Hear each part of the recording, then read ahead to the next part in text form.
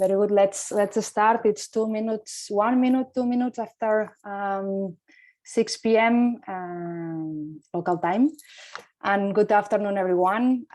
Obviously, thank you very much for joining and welcome to another session of the Global Legal Talk Tables.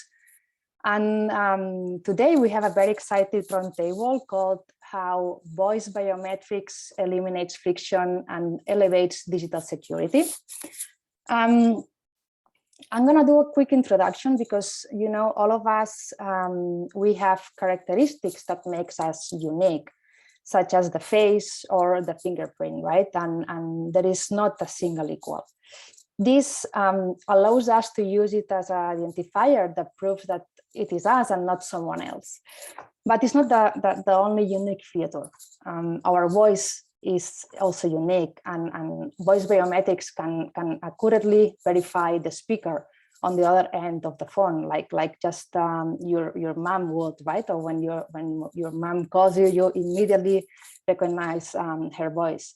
The difference is that only in this case that the technology is capable of recognizing millions of customers, right?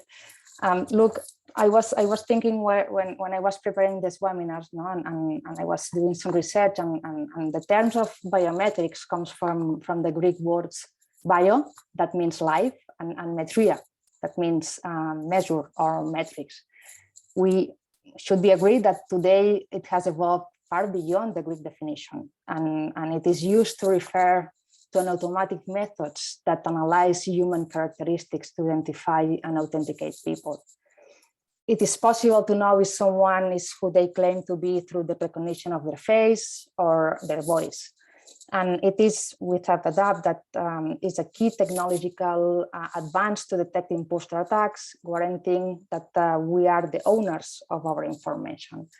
So there is a lot on the table. There is a lot on the way, and we have here the panelists, the key speakers, the experts that we will talk, that they will talk about it, right? So let me introduce the expert here. We have Alexey Khitrov. He's the CEO of ID R&D. Welcome and good afternoon. You're on mute, Alexey. We cannot hear you. So if I can ask you, Sanjay, Paulina, and Alexey to just unmute you, it's going to be easy to communicate. Also, we have Paulina Pinzuti. He's the marketing manager at Thales Group. Welcome, Paulina. Thank you, Mariona. Hello, everyone. Hello, Alexey. You were in mute, so you can say hello now if you want. Yes, hello. Yeah, we can learn that there's no voice biometrics on the muted microphones. This is the first lesson learned. And last but not least, we have Sanjay Gupta, the VP Global Head of Product and Corporate Development at Mitek. Welcome. Thank you, Mariona. It's a pleasure to be here. Looking forward to this conversation. Yeah, me too. It's a trending topic, to be honest. Just a quick note for those who are attending this webinar, you can drop the questions in the Q&A box in the interface, so we will try to answer all the questions at the final part of this session, right? Just feel free to ask anything. I'm gonna start asking one question to each panelist because, well, what we heard in the market is that by implementing voice biometric solutions, organizations can authenticate customers instantly, right? And it also stops fraudulent account access and improves customer satisfaction by replacing authentication processes and moreover with a frictionless experience. So this is a little bit, you know, what we can learn surfing the net. But however, voice biometrics is not a new technology, right? But it does have renewed interest. And my question first is for Alexey, and is a quick question. It can be a longer answer, but it's why now? Well, it's a great question, and the key to understanding why voice biometric is becoming such a hot topic right now is in the new role that voice plays in the technological landscape. So traditionally, voice mostly worked in call centers. So that was the only place where the consumer would be able to utilize voice biometric technology. So, and millions and hundreds of millions of customers across the world, they're already using voice biometrics within the call center environment to get access, to get the secure access to the environments when they're called their banks, financial institutions, telcos, governments, and so on and so forth. But what we've seen recently is that the role of the voice changed. And what happened is that voice started to become a new interface. And this is a huge shift in the way that we're thinking about voice, the way that we're using voice, because now we're not only talking to humans, we're also more and more accustomed to talking to technology. And when we think of the interface, we typically think of the screen that we can use the mouse with, or we can touch with the touch screen. But what is the interface of Alexa? There is only the mute button. That's the one that I managed to work in the Zoom. But that's about it. Everything else is done through voice. We're interacting with that technology device through voice. And what we're seeing is that voice is becoming this interface not only for smart speakers, but also for the increasing number of devices and environments. We're now speaking to smart speakers, we're speaking to phones, we're speaking to smart homes, we're speaking to smart cars, and it's becoming more and more natural to use this voice interface when we're not just trying to play next song, but we're trying to conduct transactions and get access to the information about our accounts and do things. And banks and financial institutions and the enterprise in general is starting to understand the importance of this voice interface and this voice channel outside of the traditional call center environment. And we're seeing more and more organizations providing services through the voice interface. And of course, in order to provide any type of transaction, any type of a service that requires some personalized information or access to an account, we need to somehow secure that connection. And in the voice world, there are two ways to do it. There's the knowledge-based authentication, so it's a password or a certain phrase that that you would need to remember and say. And there's a biometric. And of course, password is the worst way to do any type of authentication, because we keep on forgetting our passwords. They're not secure. They're not convenient, and they don't provide this frictionless experience. Because what's unique about the biometrics within this voice channel is that the biometrics can provide this this security in a frictionless way, which means that we don't need to do any additional things to be recognized, or do very little. Going back to the example of Mariona, that that your mother can recognize your voice. You don't need to tell your mother a specific password. She knows it's you, right? So in a similar way, the voice biometric technologies can recognize a user. So we can do a lot of so voice biometrics can really enable this new level of personalization, personification, and security for any type of financial or monetary transactions through the voice channel and through the conversation channel. The difference between the conversational and voice is where you speak. In a conversation, you might be using typing, but there are a lot of channels, there are a lot of chatbots and messaging platforms where voice is the only biometric that can be collected through the means of those platforms. I'll give you an example. WhatsApp. So the only biometric that can be collected through the WhatsApp is voice. because they already have this little icon with the microphone where you press and can send a voice message. So by sending this voice message through the secure channel, we can establish the identity of the participant. So sorry for such a long answer, but basically the short version of that is that voice is becoming a new interface and is being used in many more channels that it's ever used before. And we're seeing that the enterprise that are trying to be where the customers are starting to utilize this channel for financial and in other services. And the voice biometrics is the easiest, the most secure and convenient way to provide such services. So it's more secure, obviously, than passwords, right? And probably the artificial intelligence technology that is behind this is the reason why. So Sanjay, what can we expect from this technology compared to more traditional ones? I think what you're going to start to see is that more adoption of this technology, because it's a natural extension of the way we behave as human beings. You know, I see you, I can recognize you, and then I want to talk to you. And the intimacy that you're starting to get with, let's say, different IoT devices, right?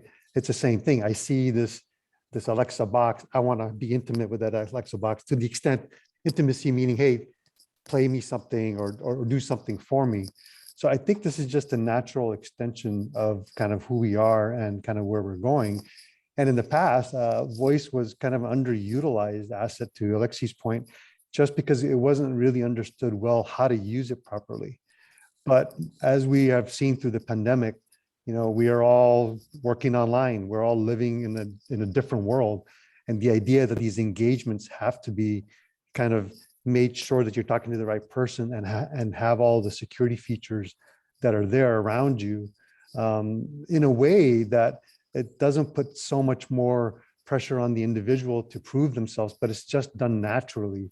And it's just done in a way, it's just like you said, hey, your mom recognized you. Usually when my mom used to call me, it's because she's yelling at me because I was doing something wrong. And I got her voice and she also got my voice. And the same thing here, these experiences are going to just become much more natural. And the easier we make it for the individuals, the easier the adoption is going to be on a go-forward basis. Yeah, I completely agree. And we are seeing this implemented in some use cases, but maybe Pauline, you can chime in and tell us, where do you think that will be seen most implemented? In fact, the interest of voice is that it is really, it can really be used multi-channels. It means that the user can have a consistent experience, whatever is in the point of sales or at home or using a mobile app, or even a web interface to capture the voice, because you can have a microphone on your phone, on your laptop. And this is really something which is convenient, whatever the channel which is used. Yeah, I have a use case in mind, which is more call center oriented, but which leads to a more phase 2 in the project, with more usage afterwards. So it started to tackle fraud issues in the call center. So it was more an identification use case and authentication use case, meaning that it was really a one-to-N comparison of a voice print captured with a database of fraudster, where our customer was looking to identify fraudster really easily to reduce their fraud. So comparing the voice print to the database, comparing the voice print to the call of the week, because they know that the fraudsters are doing this fraud repeatedly, so they are calling plenty of times the call center and different identities to try to get some products and goods and fraud services.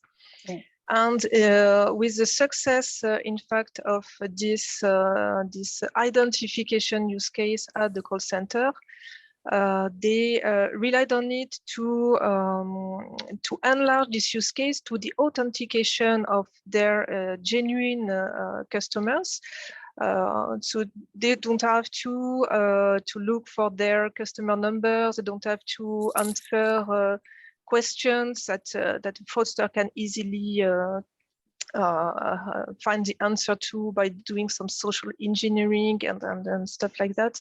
So it was really the continuity, let's say, of this first fraud-driven use case, let's say, at the call center, to a use case using the voice to address the needs of the genuine user with something which is really seamless and with nothing to remember. Alexey was mentioning the password, and that's true. We all experience the nightmare it is to remember the password. I have to reset. Oh no, I don't remember which address email. Okay, so it's really convenient for the user. So so that was our experience in the voice, and that's why we are pushing as well authentication either on mobile app or on web portal with voice or other kind of biometrics.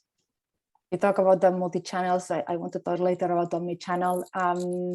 But another question has to do with how we combine authentication factors to create more secure and efficient solutions, right? And now it's an open questions to all of you. But what do you see as the benefits of combining for instance, the facial and the voice biometrics?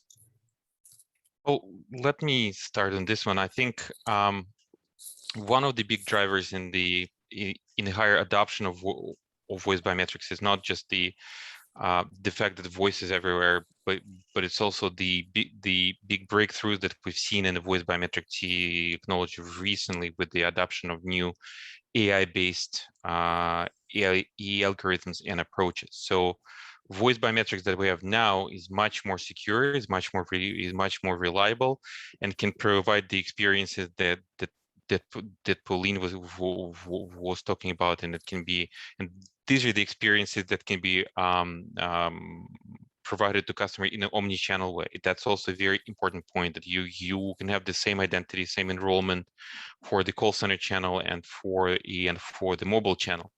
And in the call center channel, of course, the knowledge-based authentication, it's not only not very reliable, but it's also very inconvenient, because false rejection rate for the knowledge-based authentication is very high. Because a lot of people just don't remember the answers that they provided to the security questions before. What's the color of your first car? You know, I have a friend who couldn't get into his account because he said gray, and the right answer was was light black or something like that. So there was a shade that he was wrong about the color, and he couldn't get access to his account. So a lot of the people are going through this thing. So the goal of the authentication of any authentication solution is to do it in a very secure way and in a very user-friendly way. And that's what we're trying to do when we're combining multiple modalities, because by combining multiple biometric modalities, you're getting an absolutely unpenetratable type of technology, because your face is unique, your voice is unique, and a combination of them is absolutely unique. So you're getting the highest possible layers of security, and some of the biometrics are can really complement each other from the user experience standpoint, because you can collect them simultaneously. So you can collect, for instance, voice and face at the same time, for instance, in the mobile environment on your mobile app, or in the web environment on your website, and you can get the benefits of getting the highest level of security from using the biometrics, and the very simple frictionless user experience. And one more point about the combination specifically of voice and face. One of the biggest problems in biometrics is not the answer to the question, is this the right person? Is this Alexey? Is it not Alexey? One of the biggest questions is that a person at all, because if somebody were to try to break into my account, they're not going to find the person who looks like me. They'll just print a picture of me from Facebook or from LinkedIn or something like this. So the just as important as the biometric match, it's the question of liveness of the person. Is this a person or is this some type of representation attack? So for voice and face, there are liveness technologies that allows us to do that type of analysis based on the same information that we're doing the biometric analysis on. So we can just collect one set of data, which we can use for both matching and liveness. And that creates this 4 layers of security with the facial matching, voice liveness, and facial liveness based just on the one step in the user experience. So this combination of extreme high level of security, protection against the against the presentation attacks with the very easy to use UX, that creates a lot of demand and interest in the combination of those modalities. But also, just to add to what Alexey's saying, what also is really interesting about this is that when you capture these both biometrics early on, then you have a fallback solution as well. Maybe you're in a noisy environment, right? Then the face can work to get you into the account. Maybe for some reason the lighting is bad, then the voice could also work to get you into the account. So it has a lot of added benefits. So I completely agree with Alexey in terms of layering, right? The idea that you have to have layers and be able to use all those layers to determine if this is the person and let them into their account.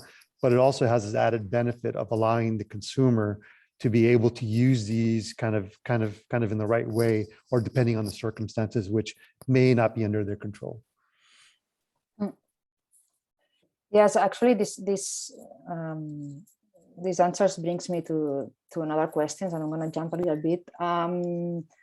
That it's about the new threats, and this happened to me this weekend, right? My husband, he was surfing the social media applications, and this is a true story, and he told me, I'm seeing many videos from Tom Cruise making funny stories in social media. What happened to him? And I love, and I thought 2 things. First, I said, this is a deep fake, don't believe that. Second, attend to this webinar, you will learn more about the deep fakes and these kinds of things. But no, seriously, beyond that, this funny story or whatever, I think that is pretty scary, right? Thinking that someone can steal my identity, can create synthetic identities. How can we protect the users and also the entities, obviously, from this particular new threat of identity fraud? Well, this is so this threat of deepfakes is getting very real. So we know cases where fraudsters were able to create, voices of business leaders, of CEOs, that were calling their CFOs and asking to send money to fraudulent bank accounts. Same with faces. The growth in of synthetic identities is really significant, and the way that we protect our accounts and the way that we protect us is through the use of this biometric and liveness technology. So liveness is the key piece of protection here, because liveness technologies are answering to the question: is this a person or is this not a person? Right. So that's so the liveness for face can tell a difference between me here and somebody playing a video of me, or deep fake video of me to a camera, or somebody creating a voice that sounds like me and plays it again to video or phone channel. So yes, we have this AI enabled the bad guys to use these advancements for bad causes. It's not that difficult to create, right? Yes, and the technological barrier is getting lower and lower. But the good news is that there is also a good technology, good AI can address these issues and can protect against these type of attacks. Sanjay or Paulina, do you want to add something to Alexey point? Yeah, I think sorry, go ahead, Paulina. No. Just to mention that for sure, this fraud, we are very concerned as well by this the topic of fraudster, and that's why we always want to rely on the better algorithms and the artificial intelligence to be as the fraudster are also progressing in their fraud attempts. We progress as well on our counter attacks to stop this. But yes, for sure, this is an always evolving technology. That's what I wanted to say. Thank you, Ajay. Sanjay.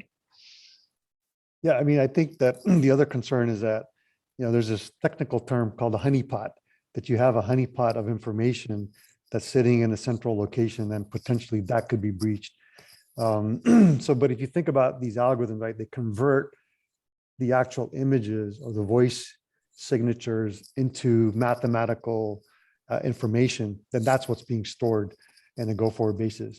Now, there's also talks that are coming through, ideas around, well, instead of putting it in a honeypot, can you put this information out to the edges and have the consumers, have their phones or their information be saved kind of under their control and protected that way as well. So there's not a central location where somebody could go attack. They would have to attack millions and millions and millions of kind of devices out on the edges. So there are different techniques that are being used. As technology evolves, we all need to kind of figure out how do we educate the consumers and be able to use them in the right way on a go-forward basis. Yeah, I think that this is really important, the education to the citizens, right? Because we can see these funny stories from Tom Cruise and other examples that we can see, and we can talk and we'll have I think that it's funny, but also has there are some concerns behind this, right? Absolutely, and one of the things that what got me thinking when you're seeing examples of Tom Cruise, that some of the norms that's been adopted for things like remote account opening, where some of the countries require an actual conversation between a person and at the bank for instance, a person who wants to open an account, and the requirement that the person would sit there with their ID and show, well, this is really me. Well, that may be a great security in 2018, but in 2021, that's not that secure anymore. Things are changing. So I think it's important to understand that and adjust the protections, because one of the at ID R&D, we recently did a very interesting study where we compared performance of a human versus performance of an AI and the ability to distinguish between a presentation attack and the person. And AI is actually doing a better job than human at this point. So so we maybe lost that battle to the artificial intelligence, but it's actually a good thing because we now have a better protection that we had before, and we don't have to rely just on the humans to make the distinction to provide this protection. And I think it's actually a very positive development, and I think that we as an industry should think of ways to deploy it and make sure that we utilize this recent advancement in the core technology when it comes to liveness and biometrics. On the other hand, there is something that always comes to my mind when I talk about biometrics, that I see in the recent years a growing public scrutiny, right, that is taking place around the world on biometrics technology, especially when it's variants such as facial or voice recognition, because its implications for what we call the people's privacy, right? The threats to democracy or possible racial or gender biases. So there is that two phases, right? Okay, technology, artificial intelligence is so good and it's working really well if we want to implement security processes with a high customer experience, but on the other side, we need some kind of regulations. We need, compliance that protects the user, right, to the use of this technology. Some examples that they forbidden to use the facial recognition on the streets to protect the people's privacy, right? So how does the GDPR affects the field of biometrics, or will affect the field of biometrics, and how this compliance will evolve to protect the user? Maybe Sanjay can. Let me try this one. First of all, we're in this conference with legal people, so they probably have a lot more information than we do on this topic. Yeah.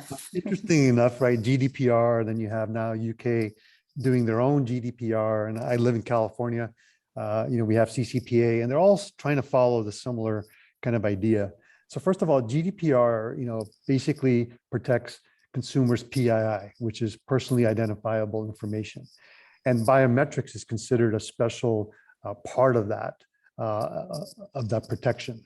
And biometrics includes what's called morphological or physical traits of an individual, either it's your face or your voice, et cetera, but also includes your DNA, by the way.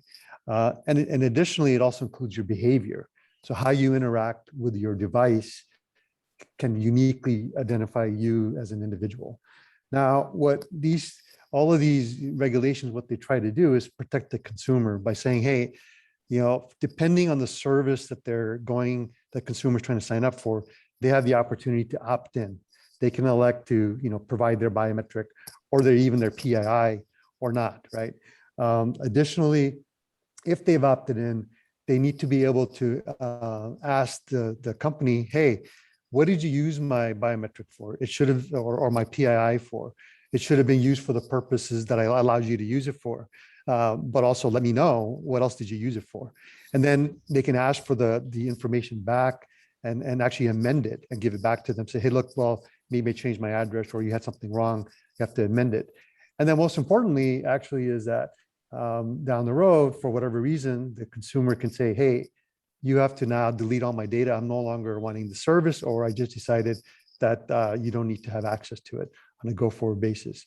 So what does that mean? That means from companies that are providing solutions, you have to be cognizant of these types of things and ensure that your solution can adhere to these requirements as it's helping to protect the consumer.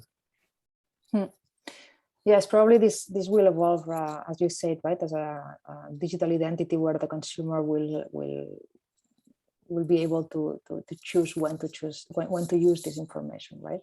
Mm-hmm.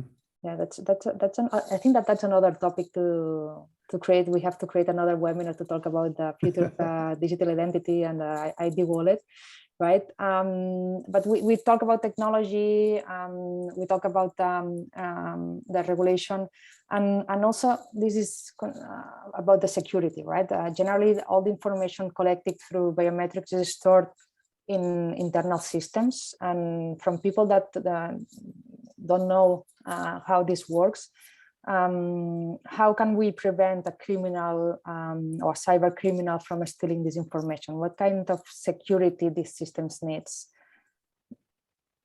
Open to any of you that wants to answer. Well, let me start by saying that the good news is that the way that the biometric information is stored and used, it's stored in a form of a binary file. So there's a bunch of ones and zeros that is the representation of unique characteristics of somebody's voice, and those ones and zeros outside of the specific voice biometric system is pretty useless. So if somebody can get access to that set of ones and zeros about my voice, there's nothing really that the bad guys can do about that.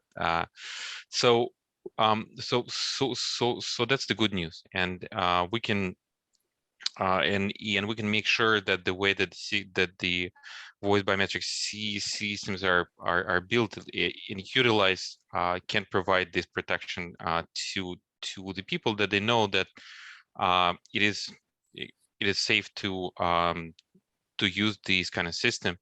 kind of building on one of the topics that Mariona you just mentioned, is that because I think it's a very important one. It's the topic of bias.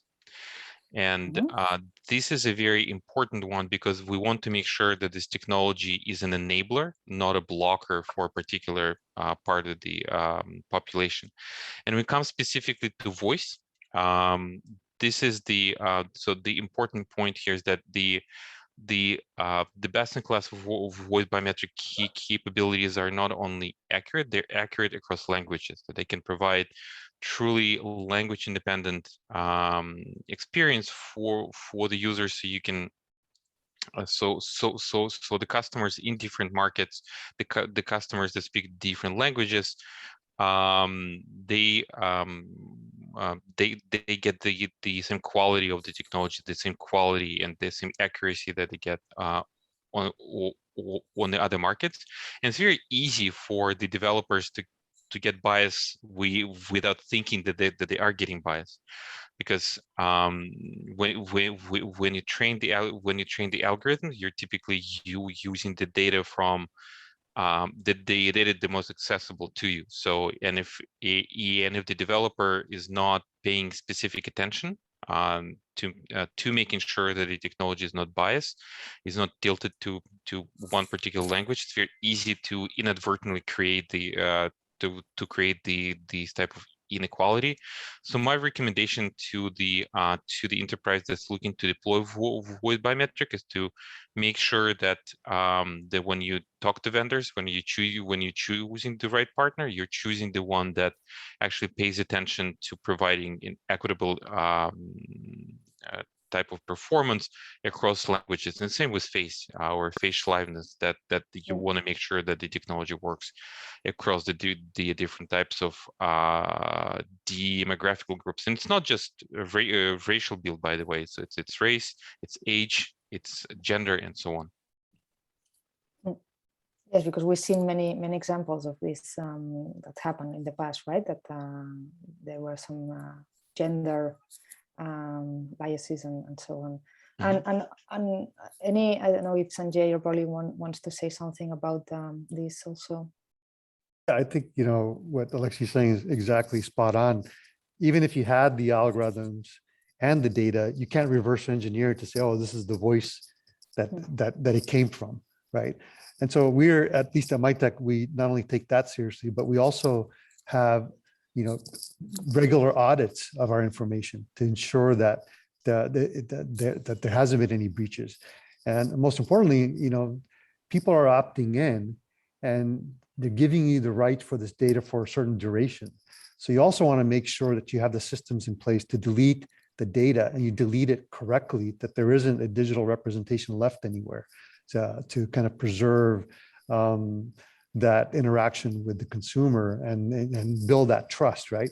So that's the whole thing. Like, as we go forward, the systems themselves, the solutions themselves have to be built in a trustful way, and you can communicate that trust not only to the ecosystem, but to the consumers again. Everything goes back to, for me, it goes back to the consumers, building that trust with them. So and there are, you know, you got to be really careful with GDPR, which I didn't touch upon. Some of the data can't leave jurisdictions, right? So if you're building a system and you're deployed in Canada, if you're working with the banking system in Canada, well, guess what? That data can't leave the Canadian boundaries. Similarly, you know, as you know, in Europe, right? Germany, it has restrictions where data can't leave Germany. So these are all the things you have to kind of be reliant on and use technology in a meaningful way to preserve the rights of the individuals by protecting their data. Yeah, and to add on it, also the encryption of the exchanges and the encryption of the data also help to protect the data of the user. That's really important, because people ask me, can that voice be stolen? Can be stolen, a voice? Yeah, go ahead. Yeah. But, as we mentioned, we secure the operation, we secure the database. If you think about a recording of a voice to be reused, yeah, I think Alexey explained the liveness process, which avoids, in fact, a fraudster to use a recorded voice to get access to the account. If it was what you meant by can I reuse the voice, and if they have access to the voice prints anyway, they cannot reuse them. They cannot reverse engineer them, as already explained, to recreate a voice. So there are really some security mechanisms avoiding the fraudster to impersonate the real guys. Let me just kind of build what Pauline said. And you're absolutely right. Before we touched a little bit about, when we talked about liveness with regards to the voice, we talked about how liveness technology can distinguish between a person and a synthetic voice or computer generated speech, when we talked about bad guys creating specific voices, or Tom Cruise voice, or whatever. But another important aspect is that liveness can distinguish between a person's voice and a recording of the same voice. So the technology can listen and say, well, this is Alexey speaking to a microphone, or this is somebody's playing a recording of Alexey speaking. So we can provide this multi-layered protection for the voice channel, with the distinguishing between a live person and synthetic speech, computer generated speech, between a person speaking and a recording of a person speaking. We can distinguish between different people, and we can do it, and we can do it all based on the same voice sample. So you don't need to ask a user to go through multiple steps in the user experience. So that's why voice biometric is such a good and convenient way to provide security in the voice channel, because you can create this this secure environment without torturing people and without asking them to remember all these long passwords and changing passwords all the time. Just think about it. The idea of a password was invented 2,000 years ago by the Roman army. So we're forever thankful to them for this invention. But I think it's 21st century, time to update this type of technology. And we have this great way to both make it more secure, because voice biometrics are now officially more secure than your traditional, pins and passwords. And more convenient, because as we talked in some of the call centers that we talked about, again, false reject rates on the knowledge-based authentication is 25%. So every fourth customer that calls that call center, they forget what they said, or they can't represent, or they don't remember the password, they don't remember the right answer to the security question. It's a nightmare, and it costs enterprise a fortune. And voice biometric is a great way to make this experience much simpler for the user, much more secure for the enterprise. And as Pauline correctly said, we can bring it not only to the call center, but we can do it in the omnichannel way, and we can do it, in the mobile app, on the web, in the call center. So we can, so typically when you think of security, you're thinking of a way to making people's life more difficult. Here we're actually providing this win-win, where we're saying, let's make users' life simpler and better, and the enterprise more secure. So that's why, going back to your original question, that's why we're seeing this pool and the increased interest and traction in using voice biometrics. Yeah, I think that, so I was thinking about this digital revolution that we are living, right? And the situation caused by the pandemic catapults us towards a completely new paradigm, where we have new consumer habits with omnichannel, immediate and personalization of everything, right? So regarding the omnichannel, and I'm changing now the topic because I wanted to talk about omnichannel because I think that is important. How do voice biometrics fit within an omnichannel customer service experience? And I think that here Pauline can talk about a lot about that. Yes, we have experienced that with our customer, because it can be captured during the onboarding of the user. So using a mobile app, using even a web portal, and during this onboarding, not only the voice is captured, but you check the identity of the user to really have a trusted identity associated to this voice recording. And then this identity can be reused in different ways by the end user to be authenticated to access services. And it can be, we can imagine calling the customer care for something, so you don't have to say, okay, my customer number is, or yeah, my first car color is that one. You just have to either say a passphrase, or either during a conversational during the conversation you are authenticated. But you can also use it to access services directly on the mobile app of your service provider by giving your name or your phone number as an identifier, so something which is easy to remember, and then authenticate with your voice. And it can be done omnichannel via the mobile app, via a web interface, if any, as long as you have a microphone on your device.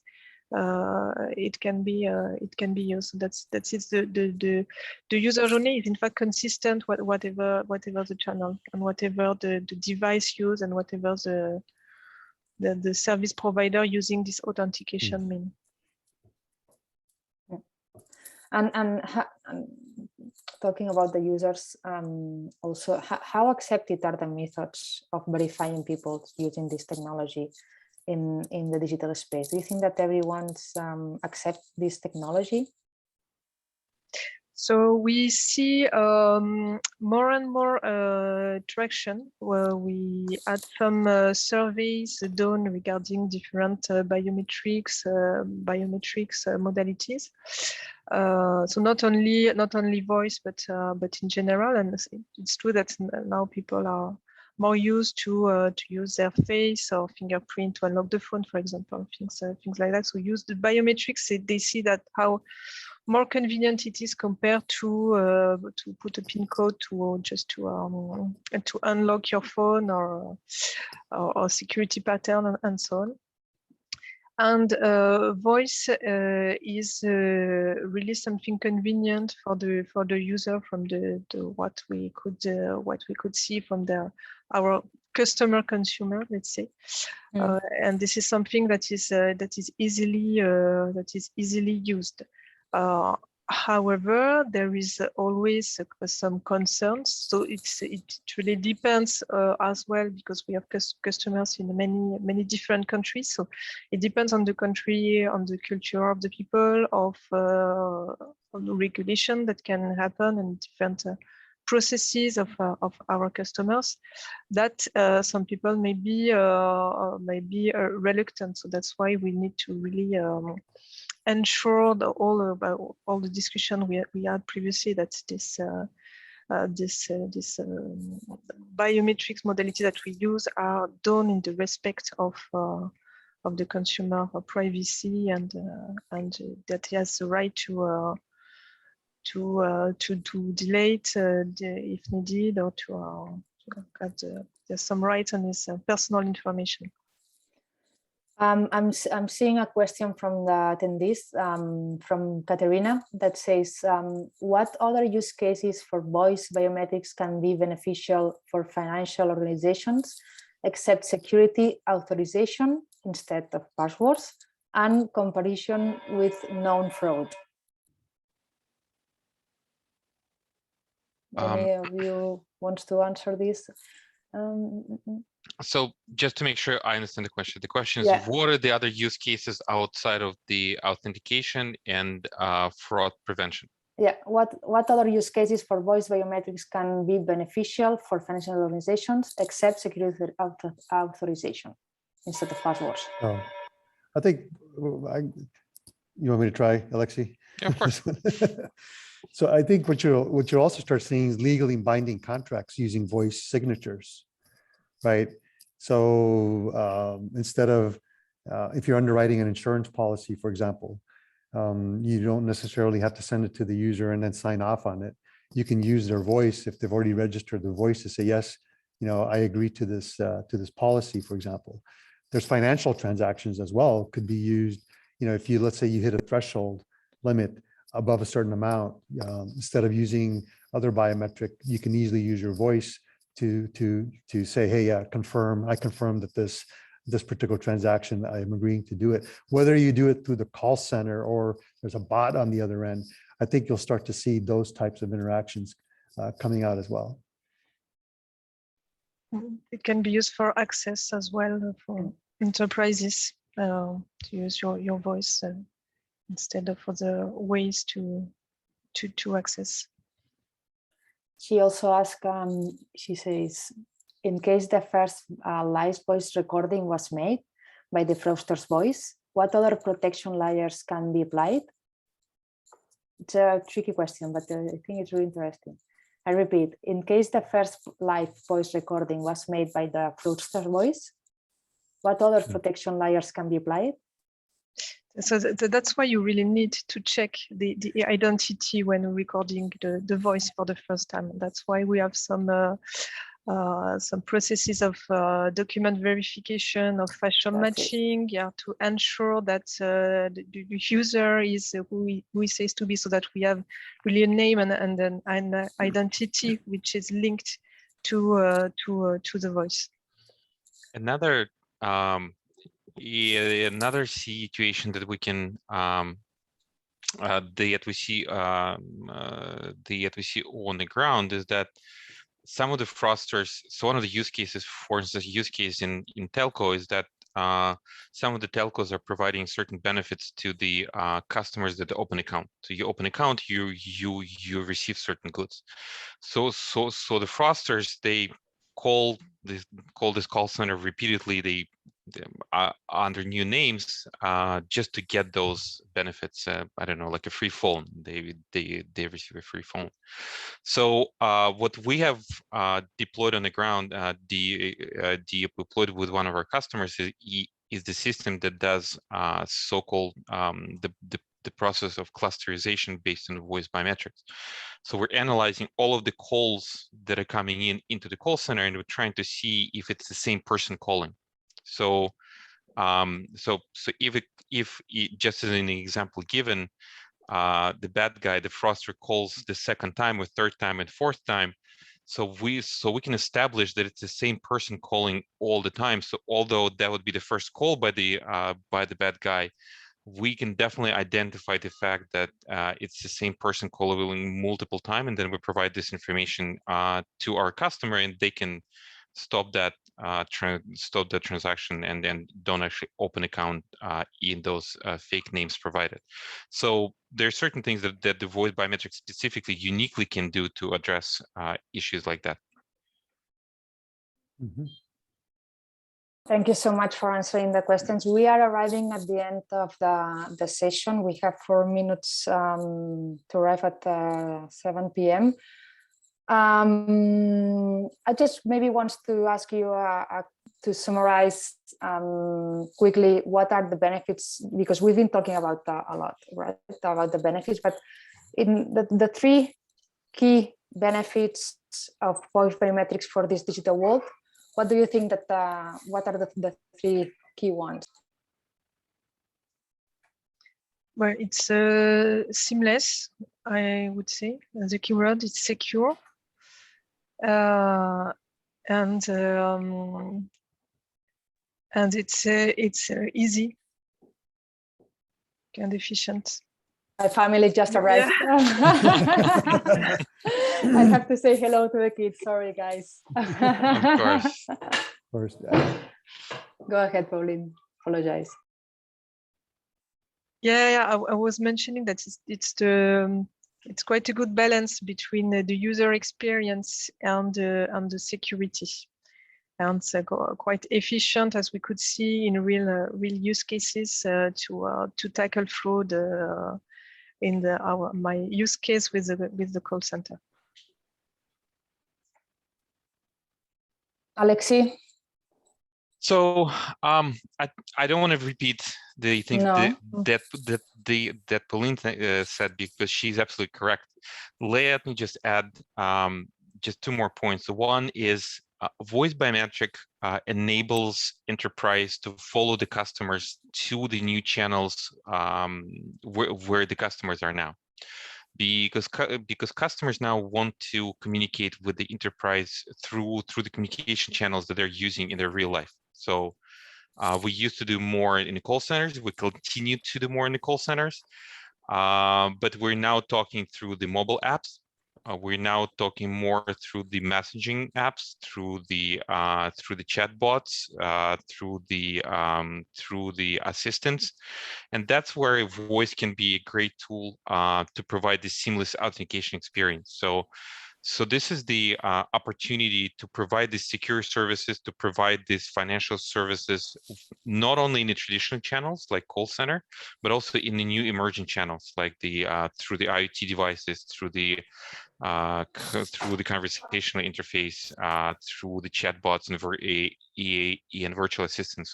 So voice biometric is an enabler for the enterprise, for the financial institutions to be where the customers are and talk to them and communicate with them in a fashion that's normal and natural to the new generation of users.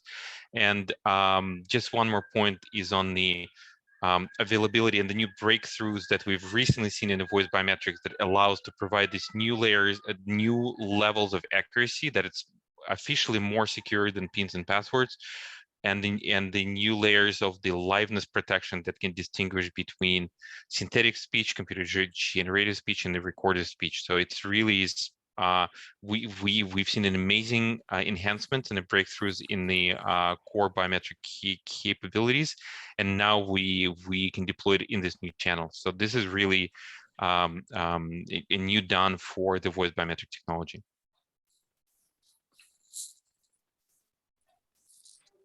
Sanjay, you are the last one. If you want last to one, I think Alexey and Pauline everything, covered no? a lot Let's of good not points. repeat. Alexey, you said everything.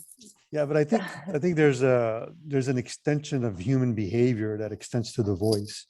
So it's just a natural, like when you see somebody, or to your point, Mariona, where, hey, when your mom is calling you in the other room because you did something wrong, that voice interaction is critically important, and it's just a natural extension of what we do as humans. And if the technology is there to be able to do it in a way that, like Pauline said, it's seamless.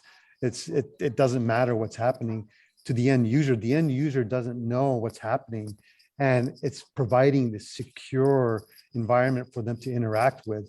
I think that's why you're going to see a lot more adoption here. So we can say that it's one of the few cases that by increasing security, we improve the customer experience, right? And I think many times it does not go hand in hand. It's something that we've seen. We've been talking a lot and many years on how to balance user experience and security. And now we are seeing that this is possible thanks to the biometrics and the use of voice biometrics and other biometric solutions, right? Correct. Perfect. So we arrived at the end of the session. I really appreciate your time. I hope that this talk has been really interesting for all the attendees, and I want to see you in the next one. So thank you so much, Pauline, Alexey, and Sanjay. Thank you. Thank you. Thank you very much. Bye-bye. Bye. Bye.